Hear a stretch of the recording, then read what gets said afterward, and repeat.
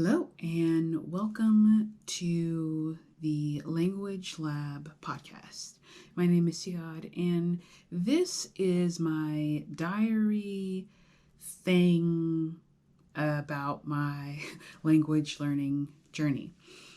It is early January 2025, and I thought that because everyone else on the internet is doing it, and in real life, that I would share a few, or most rather, of my language learning goals for 2025.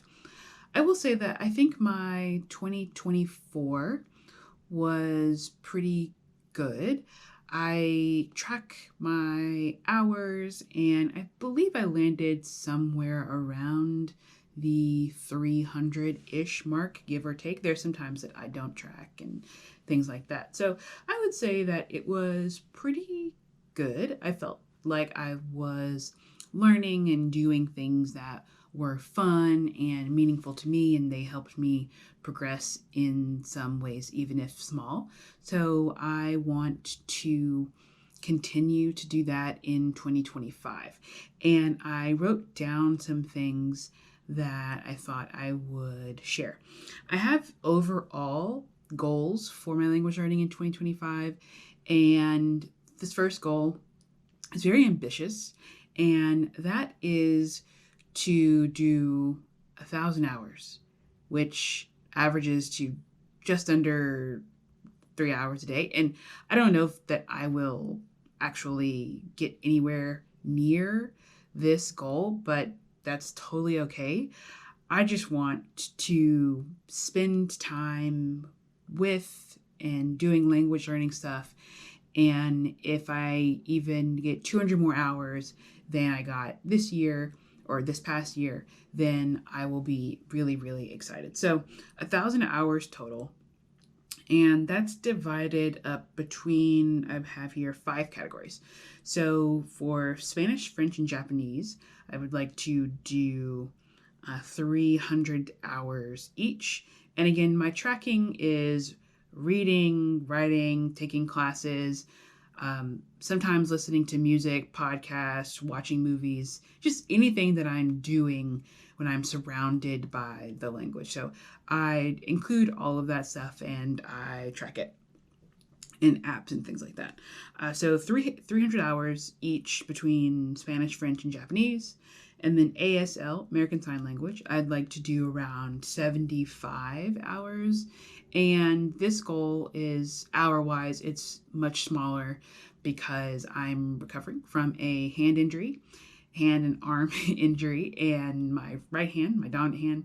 And so I will not be doing any sort of sign language practice, American Sign Language practice, for the first part of the year. And I probably say the first 6 months, half of the year. But I think that after I get back, in the second half of the year or so, or maybe even sooner, that I will be able to do at least 75 or so hours. And then I have dabbling here for 25 hours. So I don't know what that looks like or what that means. It could be learning the alphabet of another language. It could just be, who knows, but that's sort of what I have planned. So I would like to now share a little bit about each language's activities that I plan to do. So those are my sort of overarching goals. And then I have goals for each language, and they're kind of broken down a little bit. So I wrote them down in my planner. I use a very thick, but a planner that I like. It's like an Erin Condren. Let me look here. Erin Condren Academic Planner, focused. So it has a really beautiful vegan leather brown cover, and then I have another cover on it, and I have been using it for the past 4 or 5 months, and I really, really enjoy it. So back to my hours, or actually back to the activities that I want to do in each language. So I'll start with French. I would really like to take the DELF, for the DELF A1 exam, or at least take a practice test, stimulate the environment, and do well. So I want to pass all of that. Beyond that, I have some workbooks that I would like to complete in the Progressive du Français series, the A1 level. And then I also want to complete Assimil for French, and I've done maybe 10 or so of those lessons. And then I would also like to do Pimsleur, the first level or a little bit more. Class-wise, I want to continue with the Babbel classes and do just as many of those as I can, and then finish the Babbel courses, the app, as well, as much as I can of that. I probably, of course, won't get to the C1 level activities, but I think I can get to at least through the A2 activities in preparation for the A1 exam and or practice exam. Beyond that, I would like to read 25 books, have 2 meaningful interactions completely in French. So I'm planning to go to Montreal again with my wife, and I want to be able to answer and talk and understand. So when we went last year, I was able to do that a little bit, but there were definitely times where I just had to ask people to speak in English. And so even if it's not an entirely long 15 or 20-minute conversation, I just want to have 2 meaningful interactions completely in the language, off the cuff, with people in person. And then I want to, I think maybe I said, read 25 books. So these books could be, they can be comic books, they can be manga, they can be picture books, children's books. Books to me are books. It doesn't matter if they're audiobooks, it doesn't matter if they're picture books or comic books. And so just want to consume 25 of those. I want to learn some songs. So I'm an artist, I'm a guitar player, and sometimes I sing, but primarily I play the guitar. And so I want to learn some French songs. Maybe I'll upload one of those videos or a podcast about that. And then I want to watch 25 French movies. So I really like movies, and I want to watch a lot more of those. And I also want to finish a few series. So some short series, maybe two or 3 series is what I want to do. So that's sort of French. Turn the page to my Japanese language goal. So I want to pass the JLPT in 5. Again, I might not actually go to a testing center, but I want to be able to simulate a test, a practice paper for the N5 exam, and do well with that. I've been doing Japanese on and off, I would say mostly off, since probably the beginning of 2023 or so. And I've not been as consistent, but I think, and I'm going to keep striving to have some consistency, because I really want to learn Japanese, and I am learning Japanese. I just want to learn more and progress. So aside from the N5 exam, I would like to at least surpass level 15 in WaniKani. I've been, again, on and off with WaniKani for a while, but I think I can do it. And then I have a list of workbooks that I want to complete. So I'm using the Genki textbooks, and I want to do the first and second Genki textbook and workbook. And then I also have the Kanji Look and Learn book as well. So sort of similar to other activities that I want to do. I want to learn 6 songs, read 12 books. Again, these will mostly be picture books. I do also have some graded reader style things that I will include in this 12.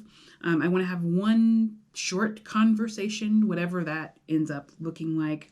I want to watch 12 movies and complete 5 series. So I really like Japanese television and anime, but the series I have watched so far in Japanese I really enjoy. So I would like to do that. So that's for Japanese. Next, we will go to Spanish. So I've been learning Spanish since I was in high school. I started that in 2007. So I took many gaps after graduating high school. I took it all 4 years in high school, and then I had some long gaps, and I can do sort of a separate episode about each of these languages and my journey and my progress so far. But I would say that I've been consistent with Spanish the most, and that's because I know the most in it. So I've been learning it pretty consistently since, I would say, early 2022, which is when I finished college or school or university, however you want to say that.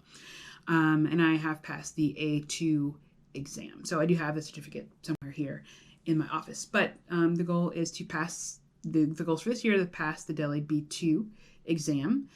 This one is one that I do want to register for and take at a testing center. I live in a city that offers the tests in person, so it's not a huge lift for me. I am planning to do it in November, so I have quite a bit of time, and I already have all the books that I need, all the tests. I've taken the test, so I wouldn't say I'm comfortable with the format, but I'm familiar enough to know how to prepare, and I believe that I will be able to do it given the amount of time that I've given myself. So a little bit related to that, I have, again, some workbooks that I want to complete Spanish step by step, and then some other DELE exam prep books and Practice Makes Perfect, Complete Spanish Grammar. I'll probably do quite a bit out of that one as well. And then I have some other Spanish textbooks that I got while I was in Spain last year. So I want to do those. I want to do a ton of Babbel Live classes, and then I do want to finish all of the Babbel courses on the app. So I want to go all the way. I started sort of at the beginning, so I started around the A1.2 app lessons, and then I'm going to go all the way through, I believe they have all the way through C1 or maybe C2, so I do plan on finishing those, again, in preparation for the DELE B2 exam. Otherwise, I want to read 50 books. I want to write a review of some sort for each of these books. So I have a little journal where I've been writing reviews of Spanish books in Spanish to practice my writing. I'm debating whether or not I want to also put those online, perhaps on Storygraph, which is where I track my reading that other people can see. So I'm thinking about that. We'll see. I want to watch 25 movies. I want to finish 3 series, and then have 10 meaningful conversations and interactions. And a lot of people here do speak Spanish. I have some Spanish speaking friends, and so I think I will be able to do that pretty easily. And then I just want to continue to, in all of these languages, absorb culture and meaning and learn about them as much as I can. So the next is American Sign Language, ASL. Let's see, I started ASL in early 2023. So it's been about 2 years.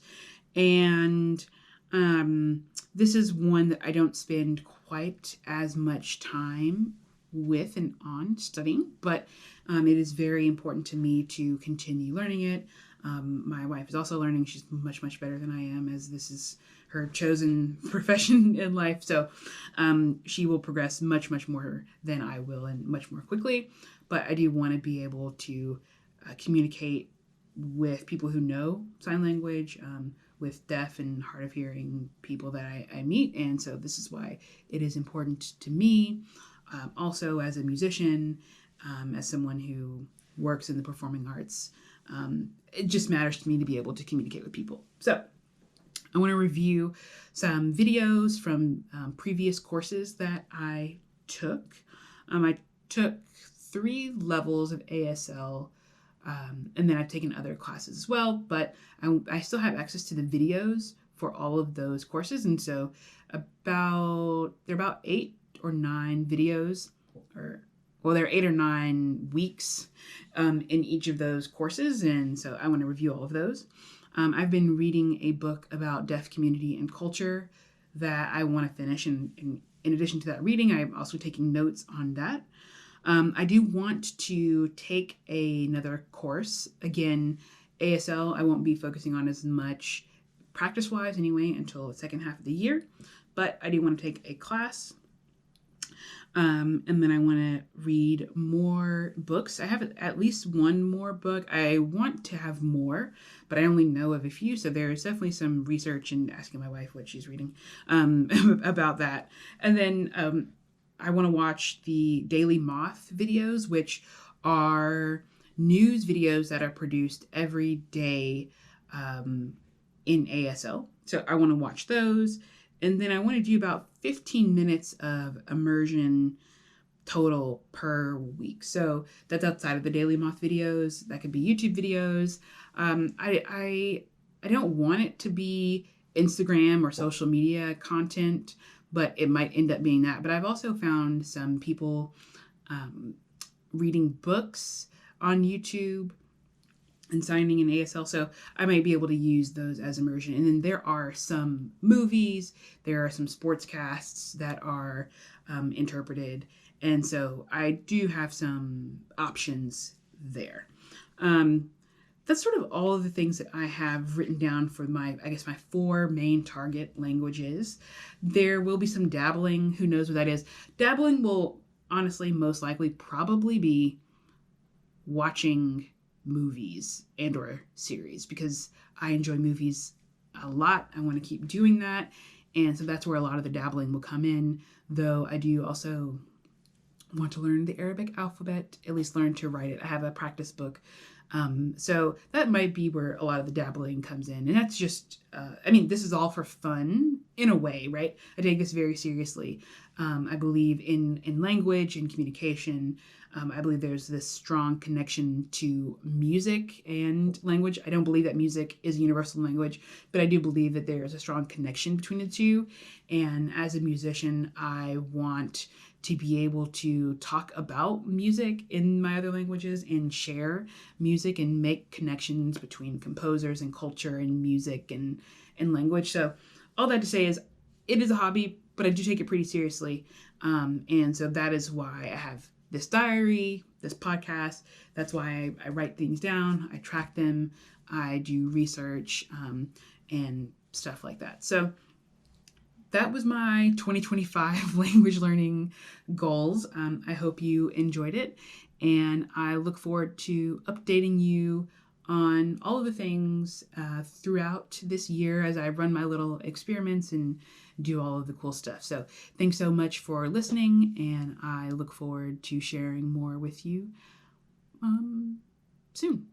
Thanks so much.